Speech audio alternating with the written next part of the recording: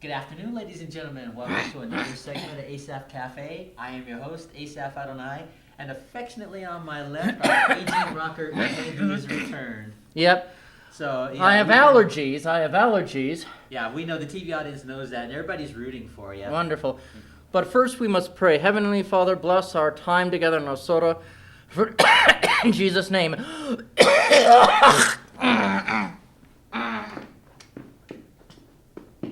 Oh. Don't worry about it. Just take your time and just Oh. make yourself at These home. allergies are horrible. And I'm on a special study. Montana Medical Research is kind of cool, but I wonder if they gave me a placebo with the new stuff that they gave me. They might have, but they're paying me a little bit, but it's kind of nice. But they might have given me a placebo, but the big news is, the reason I haven't been to the cafe, well, it was Holy Week. I couldn't go to last week anyway, but the week before, and the first week of Easter, I had influenza. I'll just come out and say it in the suspense. Actual influenza A. Wow. When I say I was sick, I was sick. Here's what happened. I was over at a friend's house, and he invited me anyway, and I wasn't feeling the greatest, but he said, I'm not going to get anything, but it was time for bed, and I had to go home early. I was starting to get the chills. So he took me home, and I was really, when you feel real cold with the fever. I knew something wasn't right, so I have this little thermometer. I have an electric one, just put under your tongue from Safeway.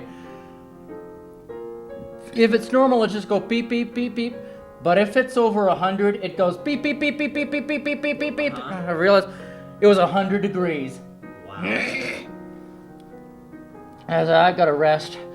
So I prayed and was just shivering in bed, just under the blanket, just so cold, because I nearly had a very rough night. And then the next morning, I felt really horrible, wiped out. Took the temperature again, it was 101. Wow. And then I was just feeling, oh dear, just, when you really feel bad. I had no appetite. I was fatigued, just wanting to rest, bed rest, shivering in the cold, just feeling horrible. Then it rose to 103. Oh, wow. First then 102, then 103 degrees. And I realized I got to go into the clinic the next day if this doesn't get better. Because I couldn't do anything. I felt horrible. I knew something was wrong. Basically, I felt, have you ever seen the Ministry video for a song? It's an old industrial punk rock band from the 90s with Al Jorgens and I don't think so. They used to have him 120 minutes, and he made excellent punk rock videos. One was called Stigmata. It doesn't have anything to do with the wounds of Christ. It was just about this, you've run out of lives, you run out of time. And it was just this gruesome video. I loved it. It's perfect if you're sick. Of a bunch of machine works, people fighting in alleys, even Al Jorgensen being drug across the street by a truck. And it's just gruesome video. Just you feel horrible, and that was perfect. Or just one fix, just this dun dun. You just feel in turmoil, just physically horrible. Wow. So the next day I went to Now Care and asked, I don't think this feels like a cold. Is this the flu? They gave me a nasal swab, and I was confirmed, tested positive for influenza A. Wow. And my fever was still 102 degrees, or I can't remember. But I had gotten my flu shot last year, but I'm one of the people that didn't work. Oh, really? Yeah, it just didn't work. The strain of this flu shot just wasn't working well this year. That's what they told me.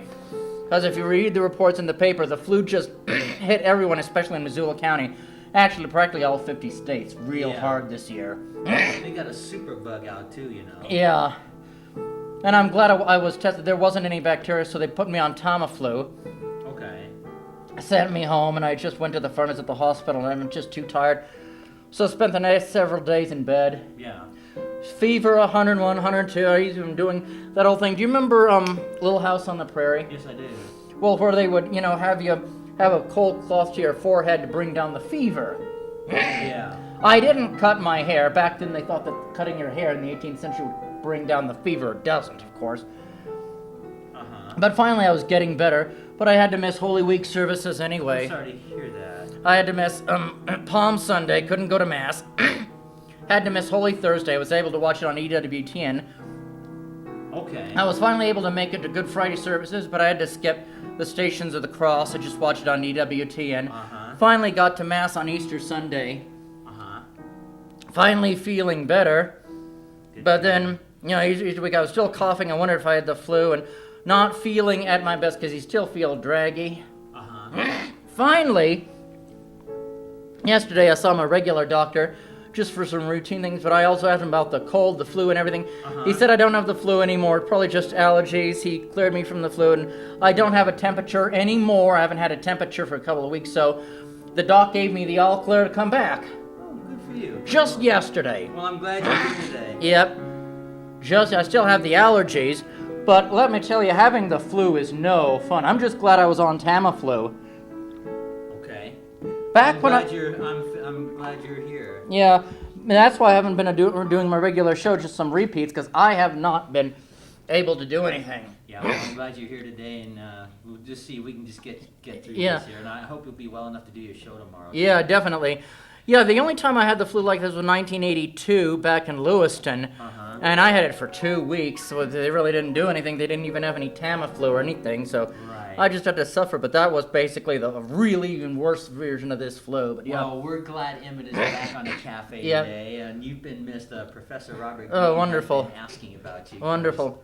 You know, he watches this show every week. Mhm. Thank you, Professor. Yeah, he watches this every Wonderful. week with his wife. So, hello, Professor Green. Emmett and I are saying hi to you on Yep. television.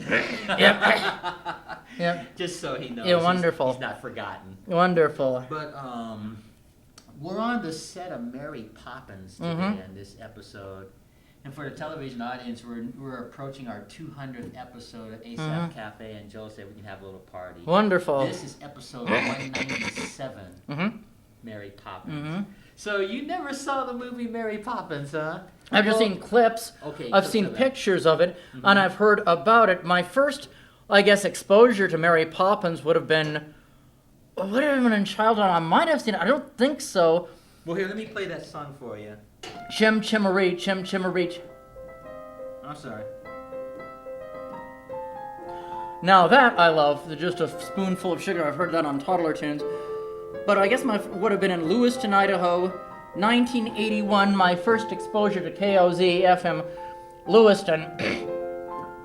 My folks had it on. Then I developed a real taste for it in 1983, 84. But they were playing Chim Chimmery, Chim Chimmery, Chim Chimmery, Chim, whatever that song is. We'll get to that in a moment. Let me tell And you they were again. playing that on KOZ FM, the Lewiston, Idaho, easy listening station. I played that, remember, on my show, The Awful Truth About Society. I would play some of those songs when I was describing how Lewiston, Idaho changed. Well, I got the permissions. Somehow I was able to track down the people who did all that music, not the music, but who owned those tapes of old easy listening from KOZ FM in Lewiston. They remembered it, and they were happy, that I was going to play it on my show, so they gave me the permission, so I went and played it. There's been no problem, but yeah, not Chim Chimmery, but just music from KOZ FM Lewiston. But then I've heard this song, and that was on Toddler Tunes. They play it many times on Toddler Tunes, 926, yeah. Yeah. But I really don't know what Mary Poppins was about, except it was a nanny Okay, we'll talk about that. Let me read with an these umbrella. words. Let me read the words of this song. In every job there must be done. Because see, the background of this song here, Mary Poppins was telling the kids to clean up their room before going out on an outing. Oh. And the kids didn't really want to clean their room, as children normally do. So Mary Poppins decided to make it fun. So she starts using her magic to get the bed to, make itself up, and they pick up their toys, and then she shared some of that magic with the kids, and they were popping their finger and trying to do it, but it got out of control, so she had to stop it. So they weren't taking cough medicine for the flu? No, they were going on an outing. Oh, I always thought that they were in bed with the flu like I had, and they needed to take it and put some sugar in the medicine to make the medicine go down, because cough. Kids don't like to take medicine, so she mentioned the sugar and a spoonful of sugar to help the medicine go down for the kids. But no, they were not sick because. Oh, and were they taking cough syrup before they go on the outing or not? Yeah, they don't show it on camera. She's just explaining it. Because see this line here, in every job that must be done. They're talking about cleaning the bedroom. In every job that must be done, there is an element of fun. You'll find the fun and snap. The job is done. The job is game. I'm sorry. See, so they're just referring to cleaning the room. and every task you undertake becomes a piece of cake, a lark, a spree. It's very clear to see that a spoonful of sugar helps the medicine go down. The medicine go down. The medicine go down. Just a spoonful of sugar helps the medicine go down in the most delightful way. Amazing. I thought they were sick, but I've never seen the movie. They weren't sick. She was like, it's a combination of cleaning the room, taking the medicines and stuff, before going out on the alley and stuff. You always tell kids, take your little cough drop or something, before they go out. So that's cute. And then they had this scene with the robin. Oh, yeah. She opens the window, and the little robin flies on Mary Poppins' fingers and goes into the children's bedroom. A robin feathering his nest has very little time to rest while gathering his bits of twine and twig. That's what birds do. Yes. Though quite intent in his pursuit, he has a merry tune to toot. He knows a song will move the job along, meaning the twigs. If he just whistles, if the bird sings a song, he knows a song will move the job along, is what that's referring Amazing. to. A spoonful of sugar helps the medicine go down, the medicine go down. The medicine go down. Just a spoonful of sugar helps the medicine go down in the most delightful way. And I butchered playing that. Let me do that again. I've never seen the movie Mary Poppins. I've heard some of the songs, but I've never seen the movie. Yep. I've heard about it. She had an umbrella and she flew through the air or something, but I've never seen... Was it a Disney movie or not? Yeah, it's a Disney movie. Oh, I did not know that. Disney, yeah. Well, when she's flying down the umbrella at the beginning, this is at the beginning of the movie, because she's coming down to assist the family that she's going to help with those kids that I showed you in that video. Yeah. So that's what that was about. Yeah. Now she's practically perfect. Yes. Mary Poppins is practically perfect, everything she does. Just want to throw it in there. Practically perfect isn't perfect. Yeah. Practically perfect. You're almost perfect. Yeah. But you're not perfect. But she's next to it. That's just a fun little thing for the imagination. I don't want to spoil someone's fun when I say she's not perfect. Yeah. But well, no one has it. Practically perfect. So I just want to share that bit of trivia there. Interesting. Well, I have babysat children. I even took child development 1 and 2 in 1984 and 85, or was it 85 and 86? I don't remember, but I've worked at daycares when I was a teenager, 17, 18 years old. I loved it, because I love working with children. The only thing about that is that you can get so sick with strep throats or colds or flu, because they just bring it to the daycare center, and then you can just be so sick. Yeah. Well, like I mentioned earlier, the thing to do is that before you take a job as a nanny, because I used to work as a nanny, just get a flu shot and stuff. Get some kind of mild immunization or something. Not like when you're a kid. I don't mean that. Just, a shot or something. A shot doesn't help like that with a strep throat, because it won't prevent a strep throat bacteria. That's a bacteria. But they have some kind of medicine that can protect you. Oh, yeah. I would say that before you get a job working as a nanny. And of course, when you live in with them, eventually your body adjusts, because you're living there and so on. Stuff like that. Oh, yeah. So anyway, that was fun with that song. Now, let's just talk about some of the other songs here.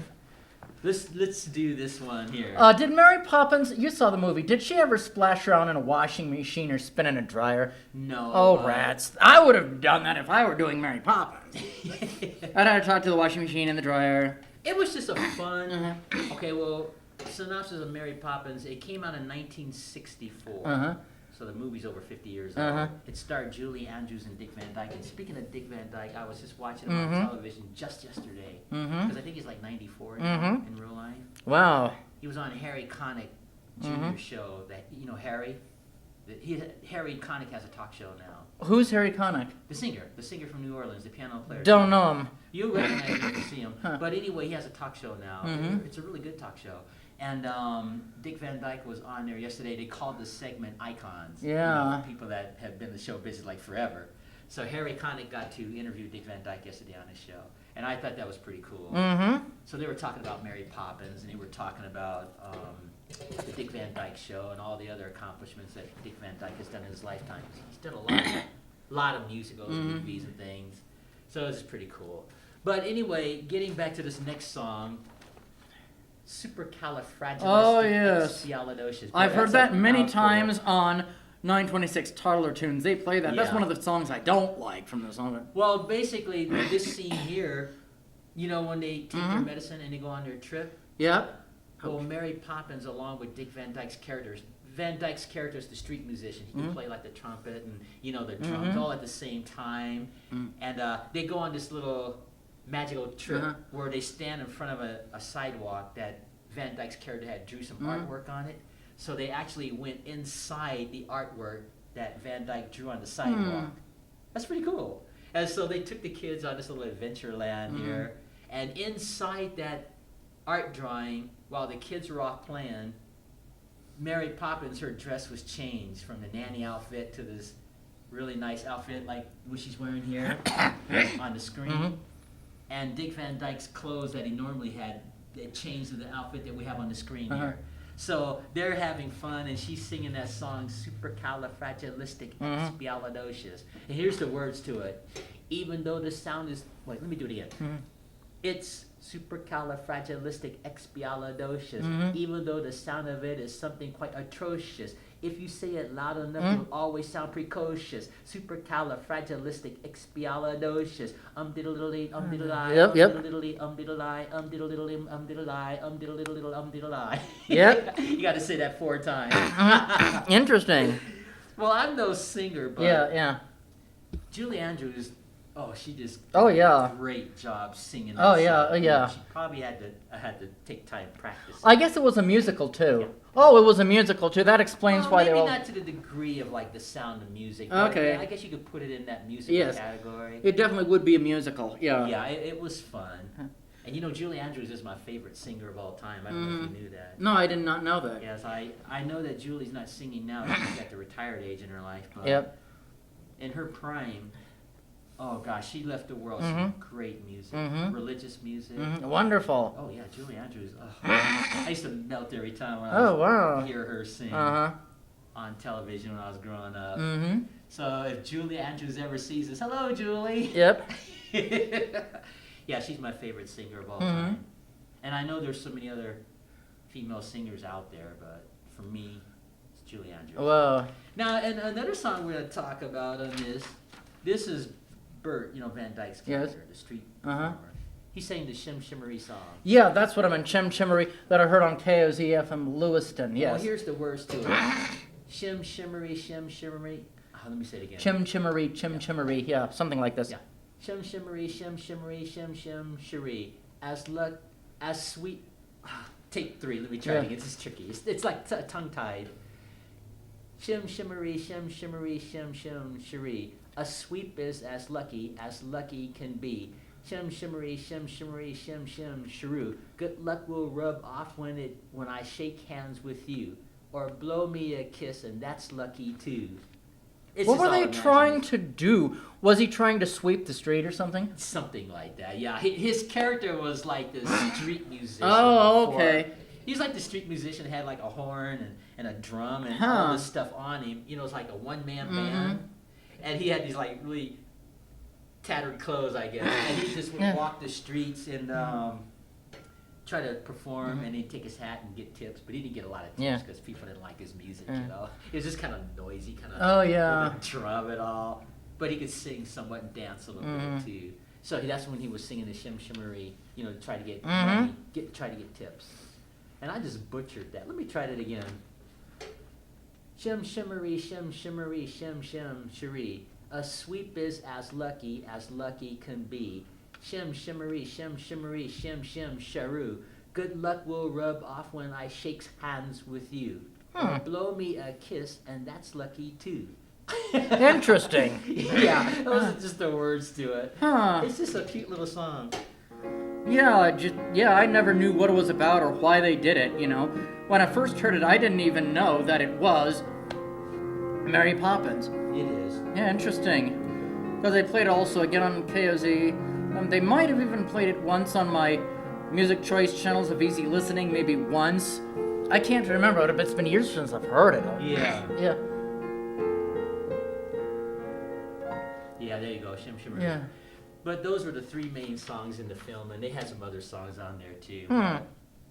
It was just a fun Disney film, fun family-oriented. I wonder if they ever did a tribute to Mary Poppins at Disneyland or Disney World. I wonder. Well, after 50 years, I would imagine so. They'd have to. I've never been to Disney World. Nor have I. I've never really wanted to go, and I know that's going to shock a lot of people, but it just sounds like this big mess with a bunch of screaming, crying kids, and I love children, don't get me wrong, but a lot of hassle and a lot of bustle and a lot of noise and a lot of crowds and a lot of rides, and that's just not for me. For a vacation, I like a mellow stay-home vacation. Well, or if you think of Disneyland, they have some mellow stuff that you can do. Like, there's mellow rides and things like that. And, of course, now with the space age and the computers, they probably have more fancier stuff at Disneyland. Yeah. For me, a vacation isn't a screaming thing. It's just where I sleep in. That's a vacation. Yeah. And they have pretty good food there. Well, I'm sure they do. Like, a lot of adults can go to, like, restaurants and things. Oh, that'd be good. Yeah, and it's got some pretty good food. Mm-hmm. But, gosh, I haven't been to Disneyland in almost 40 years. I've never been. I never wanted to go. Even as a kid, I never wanted to go. Well, it's a fun place. It's just a fun... You know, Walt Disney just had this vision when he was alive that he wanted to create a place of fun and stuff like that. Yeah. So. I guess at my age, and even when I was a kid, my idea of fun is drinking a glass of wine and listening to Gordon Lightfoot during the afternoon or Neil Diamond. If that works for you, and relaxing. Cool, you know? Instead of being screamed at by Disney characters. Oh. Yeah, well, that's fun if that works for you there. Yeah. You know, it's been so many years. I'm sure Disneyland has changed. Yeah. The time I was there. I went on a high school trip when I was a senior in high school, so that was pretty cool. We stayed there for like 3 days. And it was fun. It's like a band trip, you know. These high schools, they're always going to Disneyland, their band or something like that. So we had our little band trip. We stayed for a couple of days. Yeah. It was fun. Yeah. And it was all chaperoned and everything. Oh yeah, that's good. They didn't have co-ed dorms. Good. I'm glad of that. Good. The girls slept all in one hallway or whatever it was, whatever the hotel was we were staying in at the time. And it was fun. That's good. Just a lot of fun. Yeah. So I guess that hasn't changed. I guess high schools still go to Disneyland every year. I don't know. Those football players, hey, what are you going to do after this football game? You know, they win. They go, bye, ball. Well, I think I'll go to Disneyland. Yeah. Something like that. Excuse me. Yeah, I'm just not... I like some Disney films, but I'm just not big enough to go to Disneyland or Disney. Well, you know, if you think about it, Walt Disney created a lot of films in the he did, tons. 1930s. It was Snow White. Yeah. That was a good one, actually. And let's see if I can think of some early. There was the animal one, The Bare Necessities. Yes. I think it was called The Jungle Book or something like that. Oh yeah, The Jungle Book. They also did not only Cinderella, but Snow White and the Seven Dwarfs. I saw that many times. I liked that. Those are all fun and stuff like that. Then, of course, he did Fantasia, if I that was remember. That was a good one. Yeah, well, that just had all that orchestra music and so on. That was pretty cool. And let's see if I could remember. I wouldn't even thought of Fantasia. That's good thinking. And let's see, what else? You know, as Disney evolved, they started doing some fun ones, but I didn't think it was as fun as the originals. Well, yeah, I think... You know, like... nowadays... The Lion King, all the rest of them. Nowadays, I think Disney movies have really gone down in quality. I haven't seen a new Disney movie in years. When you go to the theaters... It's not the same as when you have the original... Right. Yeah, exactly. And I like all the current Disney movies and TV shows, but it's just not the same as the original. I know. Like, gosh, there's just so many. I have the Disney collection at home, but I don't have a list on me, so I can't remember them all. But see, where I'm going with that is, I'm not saying Disney's not good today. I'm just saying that there's nothing like the classic original. Well, there wouldn't be. Stuff like that. So. You know, even if I remember on Saturday nights, in the 70s and even early 80s, didn't they have the movies of Walt Disney, The Wide World of Disney, or something like this? Or The World of Disney? Something like that. That was another Disney show, I believe. I'm not sure if I remember that. They every weekend had a movie or something? Yeah. I can't remember what it was called, though. I think you were right. The Wonderful World of Disney. That's it. I think that was called Wonderful World of Yeah, Disney. and I would watch that sometimes I as used a to kid. watch that too. And they would show all those Disney movies. Yes, they not would. The cartoons, but the Right, movies. right. That's what I meant. You know, like Old Yeller. Mm-hmm. That was a good one. Never saw it. The one about the Yeah, I know. family yellow dog. Yeah, I've heard of it, never saw it. But it was sad because Oh, yeah. Old Yeller, you know, he was like Lassie, defending Oh, yeah. the family, beating Yeah. off bad guys and stuff. Yeah. But he got bit by Old Yeller got bit by some animal or something that had rabies. Yeah. And so then he started changing, and he was getting moody and mean even to his owners, and they had to put him down. Yeah.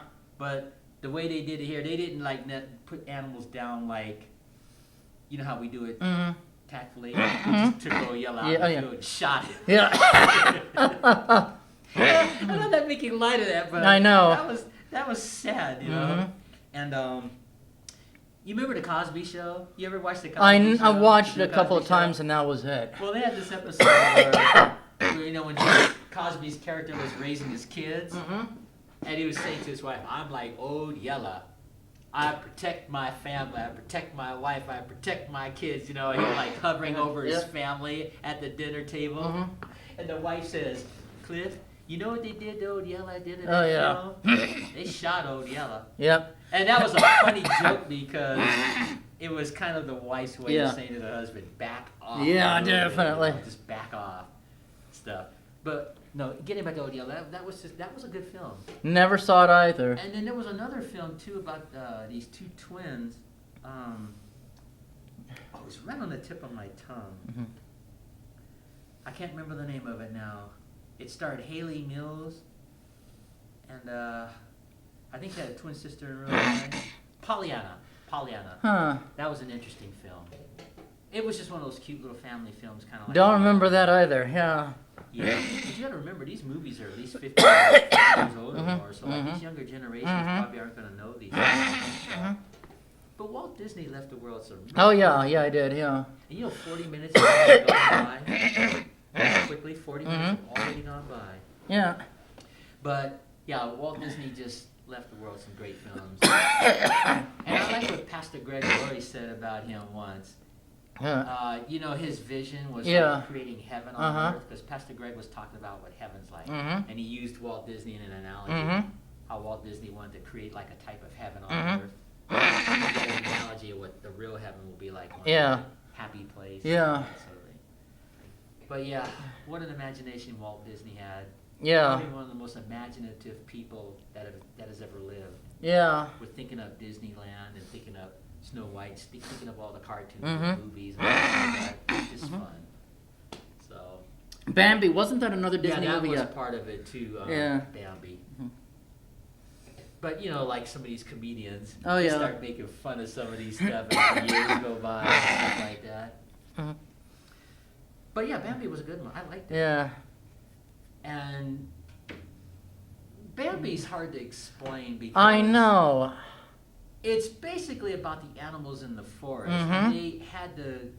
Everything was relatively peaceful and all, but they just were afraid of man because man was hunting the animals. So when Bambi was little, his parents and the other parents of the other animals in the forest would teach them to beware of man because man would come and shoot the animals. And he had a few scenes in Bambi where they did that, shot animals. It was tastefully done, but they still shot animals, like if a bird was flying in the air. And Bambi gets injured in the film when he's an adult. And so the head deer helps Bambi recover.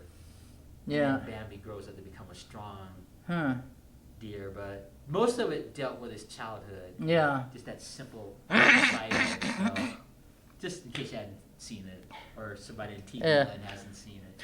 You know, I think they did, the old punk rock band, the Sex Pistols that I love, you know? Yeah. They did a movie, you know, The Great Rock and Roll Swindle. And it was very surreal. Very surreal. I love that band. One of their songs that they did was a very surreal, dreamlike song, like out of the surreal poetry. Who killed Bambi? One of the other rules of rock music. Who killed Bambi? And they get saying, who killed Bambi? Who killed Bambi? I killed Bambi! Just this rock and roll song. There was this guy who was in the movie theater, who was the janitor, using an old vacuum cleaner, cleaning the theater, saying, "Who killed Bambi? Who killed Bambi?" I mean, it made no sense. But I loved it.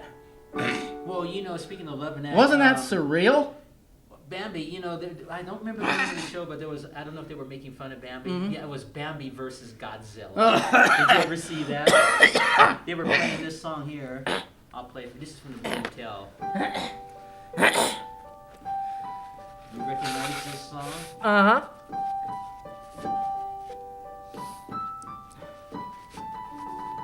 Hasn't that been on commercials before for like banks or cars or something? Probably. But where I'm going with that was the song that they used in Bambi versus Godzilla. And basically it was like, I think it was Saturday Night Live it was doing, I don't remember. But yeah, I think it was Saturday Night Live. So Bambi's out just eating in the forest and they're playing that song. All of a sudden this big giant foot just comes down and crushes poor Bambi. And then that's the end of Bambi versus Godzilla. Yep. Only Saturday Night Live would think of something like that. But they were playing this song.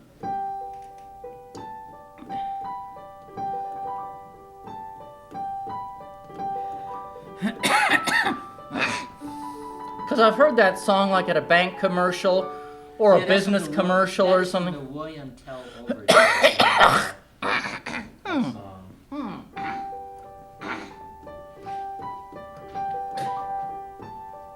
That's strange.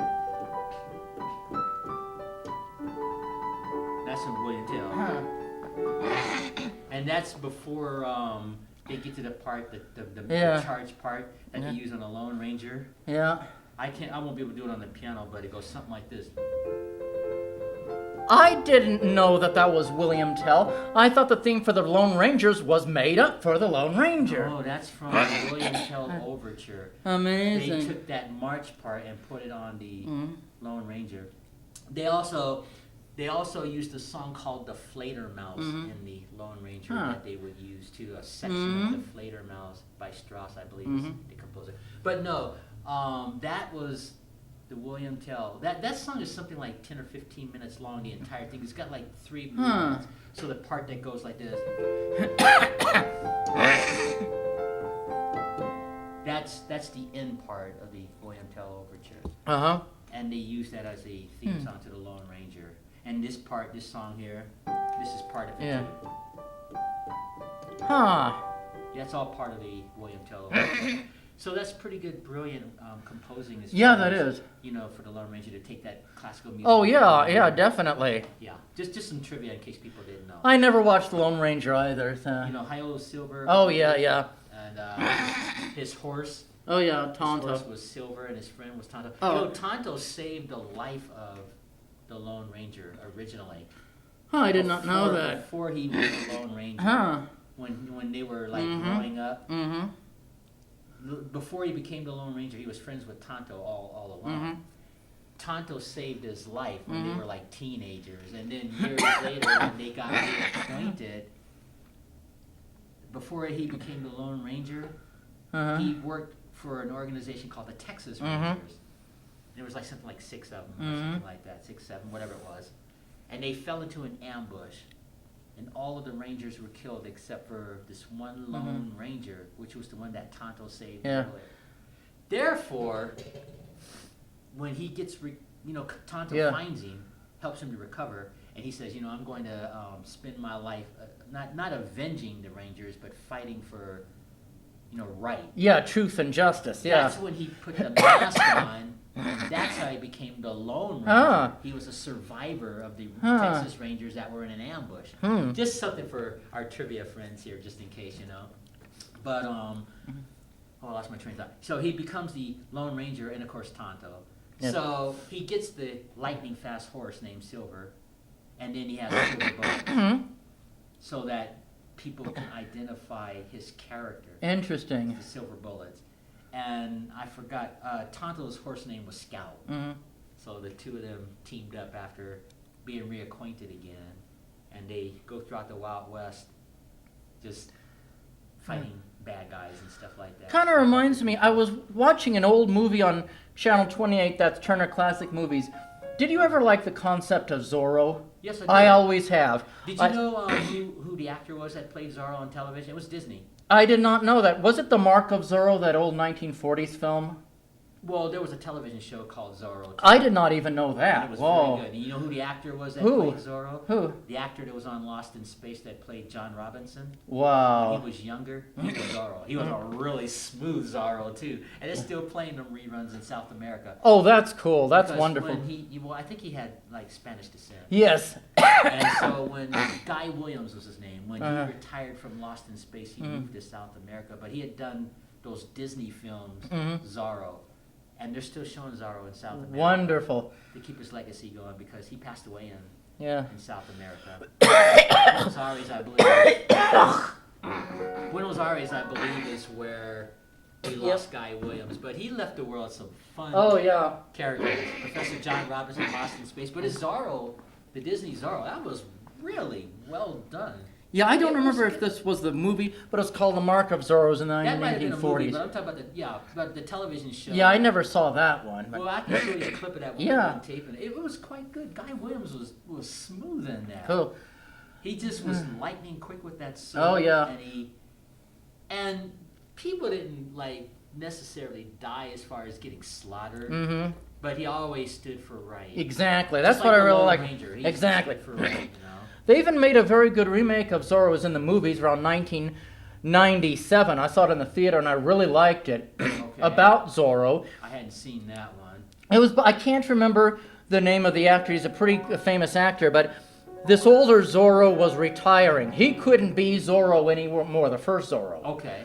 So he saw someone there that had been this, again, despot type ruler who was taking over, I think, California to rob and raid the gold mines or something in either Mexico or in California. I don't remember what. But this other person was very drunk, very upset, and wanted to avenge his brother's death. Okay. Zorro, who had been the retired one, saw something in him that he could train him to be the new Zorro. Is that what it was doing in the movie? Yes. Okay. And he did, and the old elderly Zorro took this new Zorro to be in training and taught him everything about fencing, getting into shape, because he thought, and this other guy thought, fighting is very easy. You just take the sword and point the pointy end to the other guy and kill him. And this old Zorro said, no, there's a lot more to do with it. Yeah. So finally, at the end, they were both, fighting. Both the old Zorro and the new were fighting, and finally, this other brother had finally gotten revenge on this for his brother, and killed the bad guy or something. I can't remember if the older Zorro died. I think he did. I can't remember. But there was a new Zorro, and he got married. It's just a good film. It was a very good, about PG or PG-13. I can't remember, but well done. Yeah. Well done. They might have even made a sequel. I don't remember. Yeah. Cool.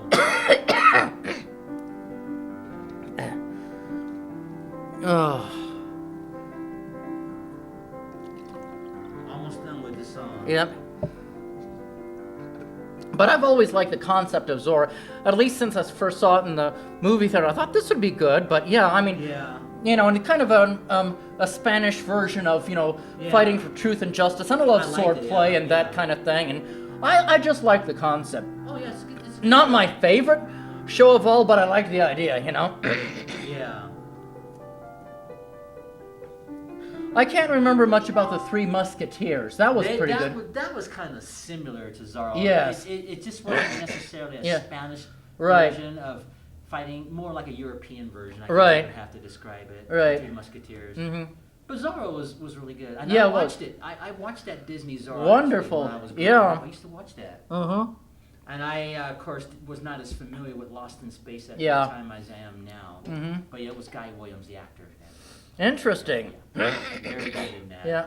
So he left the world a fun character. Oh, yeah, definitely. So, they had a scene, too, on Lost in Space where Guy Williams' character, Professor John Robinson, he had a sword fight with one of the aliens on Lost in Space. So he was like doing amazing, this yeah. Zorro stuff. That was pretty cool. And he defeats the guy, obviously. Mm-hmm. So, but just some trivia there. Uh-huh. Because Lost in Space is like, what, 50, 60 years Yeah, old? yeah. Let me play that for you. Yeah. It's been a while since I've mm-hmm. See if I can remember it. Mm-hmm.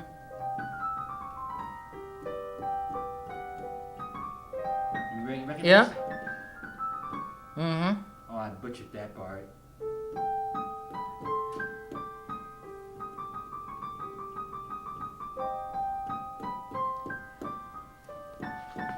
I wonder if, I wonder if Zorro wasn't based on novels or something. Probably. Because Tarzan, I was never a fan of Tarzan, but that was based on novels too. Something like that, yeah. Well, same with Robin Hood, and I was not a fan of Robin Hood, by the way. Well, I used to watch, it depends on the Robin Hood. What? I used to watch, it depends on the Robin Hoods you're watching. Yeah. I watched Robin Hood, I watched Tarzan. In fact, in the 1960s, there was an actor named Ron Ely. Mm-hmm.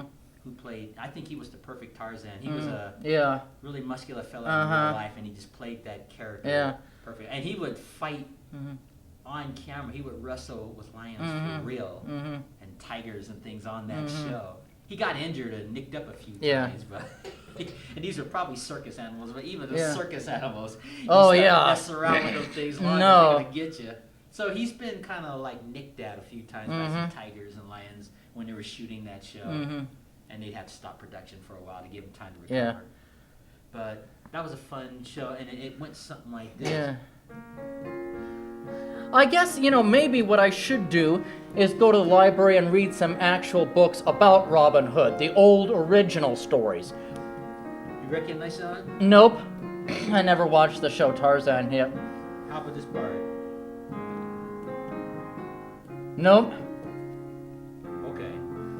I'll do it for you. Yeah. I love adventures in Middle Ages type of thing. If it's going to be like Conan the Barbarian or the Beastmaster or something, but that's more fantasy. Heroic fantasy is different. With me, the Robin Hood stories were just medieval stories about the sheriff of Nottingham trying to get Robin Hood, and he would steal, he would steal from the rich to give to the poor. Well, he would steal from the sheriff of Nottingham that had stolen, from high taxes from the peasants and give it back to the peasants. It wasn't stealing from them, giving.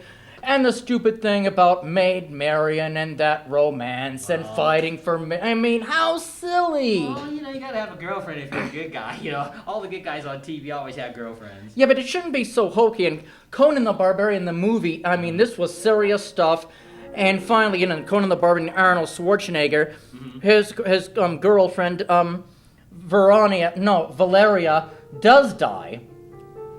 But she was an excellent barbarian swordsman, and she could just fight and kill alongside Conan. She was no wimp. It wasn't like, oh, please rescue me. It wasn't like that. She was just a fighter, and finally she did get killed near the end, and then Conan swore revenge because Conan had lost his family. Now his wife-to-be and Conan was mad and finally took the bad guy and hacked his head off, but it was more serious. It wasn't like, please save... It probably wasn't as kid-friendly is what you're saying. Oh, no, it was R-rated. It was hard R-rated. Arnold Schwarzenegger, that movie, Conan the Barbarian, 1981, that was R-rated. Actually, I never saw that film. I know of it, but I never actually saw it. Wait, you never saw it? I never saw it. I did see some of his movies, but I loved it. It had some of the best music, almost like just written for that movie, but more almost like Carl Orfer, Carmen, dun dun dun dun dun dun dun. This very masculine, some language,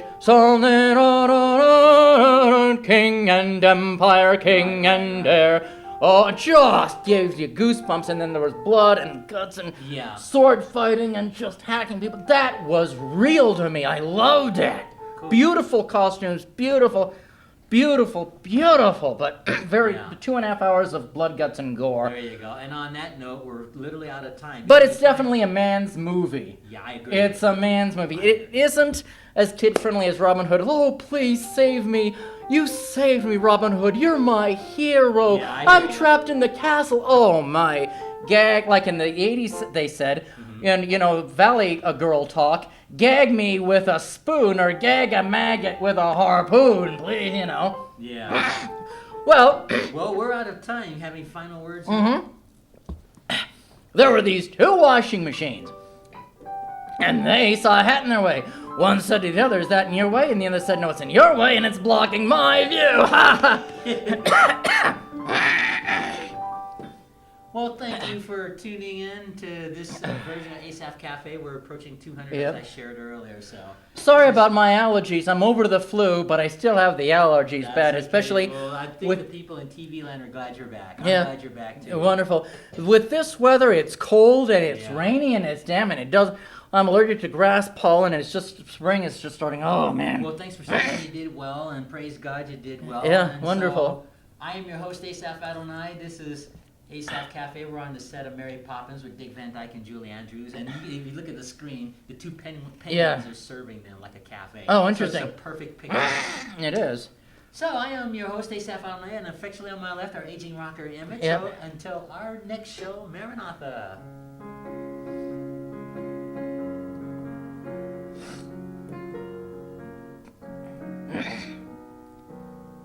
Well, make yourself at home, and I'll shut everything Wonderful. down.